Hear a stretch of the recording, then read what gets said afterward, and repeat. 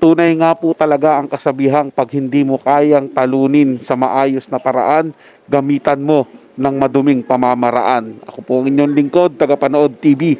Isang masaya at masaganang araw po sa ating lahat. Welcome back po dito sa ating YouTube channel at Facebook page. Panibagong araw, panibagong reaction video po ulit tayo mga tagapanood. At ito po ay galing sa channel ni Ders TV. Nasa description po yung link na kanyang channel, bisitahin po at pakisuportahan na rin. Pero bago po tayo magpatuloy, nais ko lang po kayong imbitahan, lalong-lalo na po sa mga bagong napadaan lang dito sa ating channel, na huwag po sanang kalimutan na mag-subscribe. Hit nyo na rin po notification bell para lagi po kayong updated sa mga bago pang video na ating ilalabas.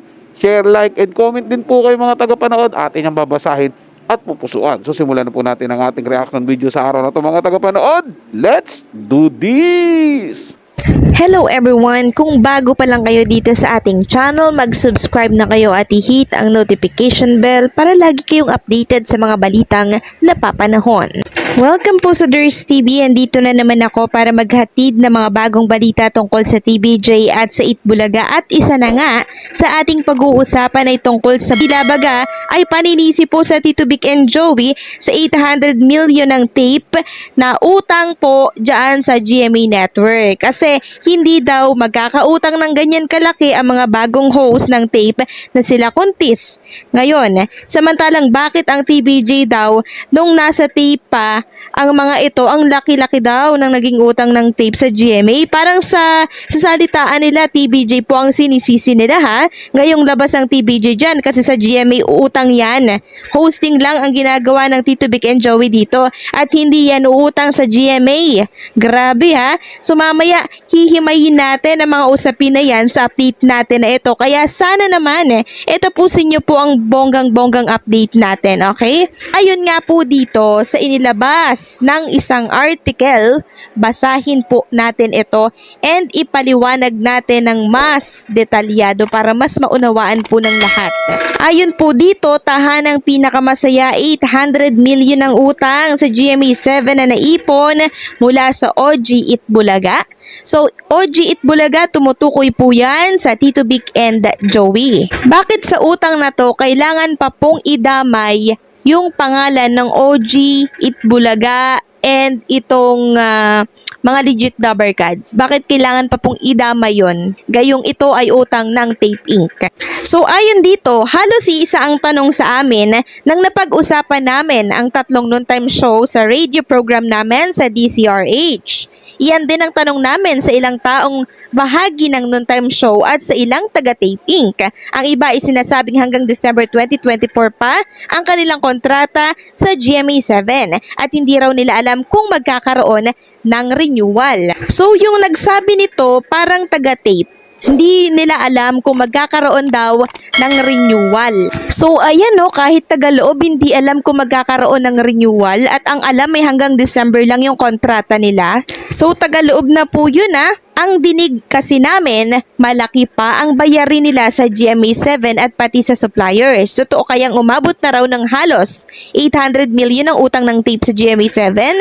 May naglinaw sa aming matagal ng pagkakautang iyon sa GMA7 at nagkapatong-patong na lang. Ibig sabihin, nung panahon pa ng Itbulaga ng TVJ at legit rubber cards na ipon ang pagkakautang sa GMA7 at sa ilang supplier. Sabi sa amin ng aming source, hindi naman daw aabot sa ganong halaga kung revamp Itbulaga na naging tahanang pinakamasaya ang utang na yon. So sa sinabi ditong hindi aabot pag ang revamp Itbulaga ang nando doon, ibig sabihin makonsumo or maakas ang Tito Vic and Joey nung nasa tape pa po sila. Parang yan yung gusto nilang sabihin. Ayun pa po dito, may ilang suppliers daw na matagal na ring hindi nababayaran.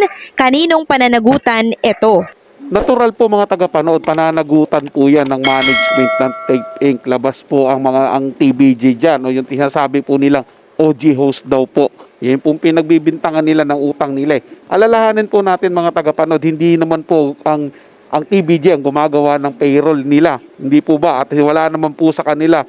Hindi po sa kanila pumapasok yung mga payment, ng mga advertisement nila. At lalong-lalo na po, hindi rin po sila yung nagbabayad doon sa mga supplier nila. At lalong-lalo wala po silang hawak dyan sa pananalapi mga tagapanood. Binabayaran lang din po sila dahil sila po yung mga host. Wala po silang control dyan, mga tagapanood. So paano po sila pagbibintangan sa mga bagay na wala naman po silang kinalaman. Sadyang kinakaladkad lang po yung pangalan nila at gusto lang po talagang siraan ng mga nasa Tape Inc. o mga depender ng Tape Inc. na yan, kung sino man po nagpakana nito, mga tagapanood, para lang po masabi na malaki po ang pagkakasala ng TVJ sa mga halusos sa Tape Inc. Yun po yung pinapalabas nila dito, mga tagapanood. Pero sa katotohanan yan, mga tagapanood, sino po ba ang may hawak ng pera? Diba?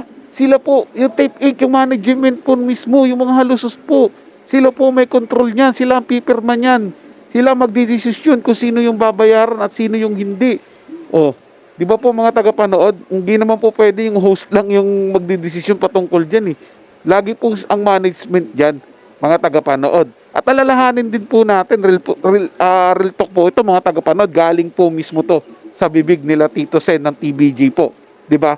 Na may utang po sa kanila yung mga halusos yung Tape Inc. na hindi po sila pinasahod, hindi po sila binayaran. O sila nga po mismo mga tagapanood, hindi rin nabayaran eh. Noong mga panahon na yun, nabayaran lang po sila nung lumipat na po sila sa TV5.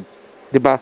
Yun po, doon po nagbayad ang mga halusos yung Tape Inc. Kaya hindi po dapat sisihin yung mga TVJ diyan sa pagkakautang ng halusos. Choice po ng mga halusos yan, choice po ng Tape Inc. yan na hindi po bayaran yung kanilang utang at umabot na po sa ganyang kahalaki. Ang laki po ng kinikita ng Itbulaga, mga tagapanood, nung panahon na yun.